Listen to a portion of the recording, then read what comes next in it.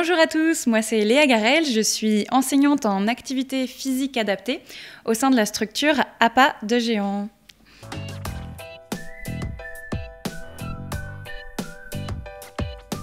En cas de poussée, vous pouvez avoir les articulations gonflées et douloureuses.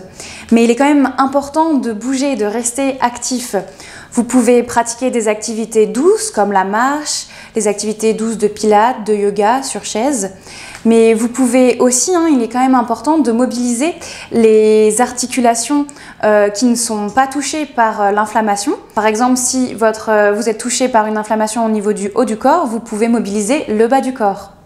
Il est aussi possible de mobiliser les muscles aux alentours de l'articulation touchée par l'inflammation. Mais là, alors, je vous invite plutôt à réaliser des exercices en contraction isométrique où vous allez peu ou pas mobiliser votre articulation.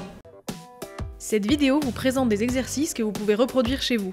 Prenez le temps de les réaliser en cliquant sur pause et de récupérer pendant 10 secondes à la fin de chaque exercice. Pendant la réalisation des exercices, soyez à l'écoute de votre corps. Si un mouvement est douloureux, ne forcez pas. Si un exercice ne vous convient pas, passez au suivant.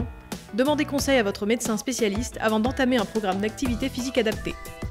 Donc en cas de poussée, je vous invite à plutôt faire des exercices doux ou comme nous disions, des exercices où votre articulation ne va pas être mobilisée. Par exemple, si nous avons des douleurs au niveau des poignets, par exemple, ou au niveau des coudes, je vous propose ce mouvement. On va venir tendre les bras devant en portant le coussin. Vous pouvez prendre une charge plus ou moins lourde en fonction de vos capacités. On tend les bras, on baisse bien les épaules et on essaye de tenir cette position pendant 30 secondes.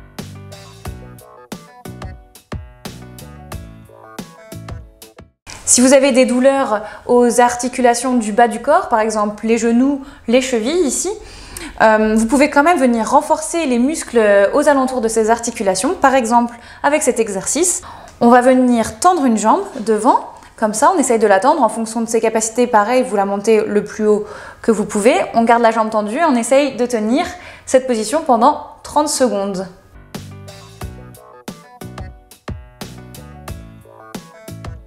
Je vous propose de prendre une grande inspiration par le nez. On peut monter un peu les épaules et de souffler progressivement par la bouche. On peut le refaire une deuxième fois pendant ces inspirations-expirations. Prenez conscience de votre corps, du bout de vos doigts de pied en passant par vos jambes, votre dos remontant jusqu'à vos épaules et jusqu'à votre cou. On va pouvoir réinspirer une fois et on va enrouler la tête. Enrouler le dos et essayer de descendre en fonction de chacun vos capacités le plus bas possible. On arrondit le dos. Si on peut, on descend jusqu'à toucher le sol. Si on ne peut pas, on s'arrête avant. On essaye de surtout bien relâcher tout son corps, son dos, ses épaules. On relâche. On reste quelques instants en bas. Vous pouvez rester 5-10 secondes. Et ensuite, on va remonter doucement, mais en déroulant le dos progressivement. Imaginez du bas de votre dos, en remontant progressivement et surtout en remontant en dernier la tête. Très bien, parfait.